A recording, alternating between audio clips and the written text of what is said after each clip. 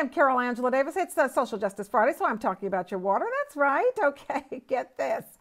Why is it that drink giants can bottle and sell Detroit water, but consumers who are broke, lost their job, lost everything, are getting their water shut off? Does that make sense to you? That makes no sense, okay? Their friends, their neighbors, their loved ones, everybody's getting sick because they can't wash their hands because they don't have water.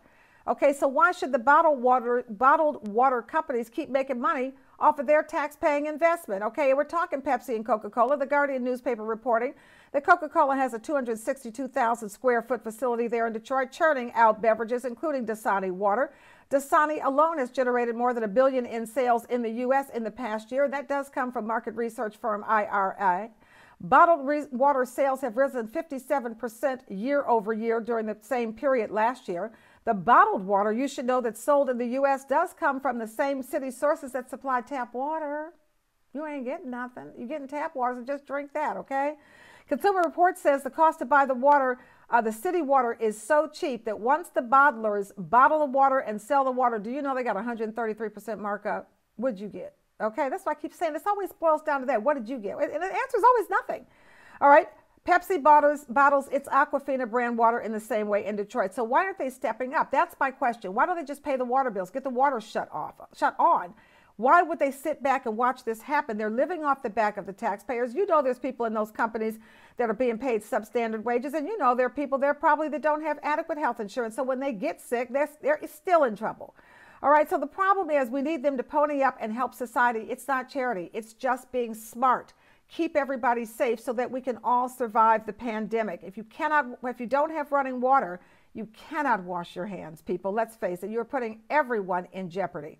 Now that brings me to our slay word execrable for extremely bad or unpleasant. These water companies have the most bottled water, let's be clear. Companies have the most execrable morals and values I've ever seen in my life. I don't know what you think. But in Detroit, 2,800 homes were estimated to be without water at the start of the pandemic. So you get your water shut off in Detroit, just so you know, if you fall $150 behind, unless you're a bottled water company, then you don't get it shut off at all. And guess what? Bottlers in Detroit have racked up, this is according to The Guardian, tens of thousands of dollars in past due water bills over many months, and their water has never been shut off over the period examined by the Guardian newspaper. Come on, people, we can do better than that. If your water is shut off, guess what? Then you have to buy your water from the bottled water companies. That's right.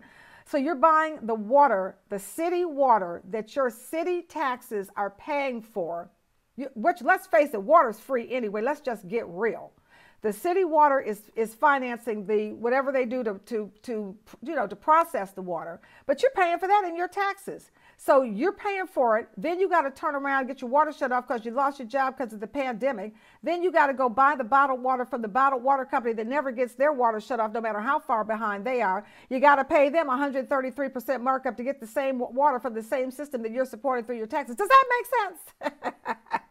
That don't make no. You know what? And if it doesn't make sense, it doesn't make sense. How about that? And Denver and Phoenix, I should tell you, before you get all up in arms, well, Detroit, before you go there, the same things happen in your city, so you better check it out. Now, I'm trying to keep people informed. You know why? We got to vote. We got to get rid of these people. I'm going to tell you, Mitch McConnell, they're just too old. There's too many of them. They got to go. We need some older people. We know that because they have the wisdom and experience, but some of them are just too doggone old, and they're just so set in their ways and so scared of anybody different than them. They got to go. So you have to know the issues because you have to vote. It's going to be tough in the fall. You have to vote. And not only do we have to vote new people in, hopefully some of them are you, but also once they get in, we got to make them do their job. I'm Carol Angela Davis. Thanks for paying attention to the causes.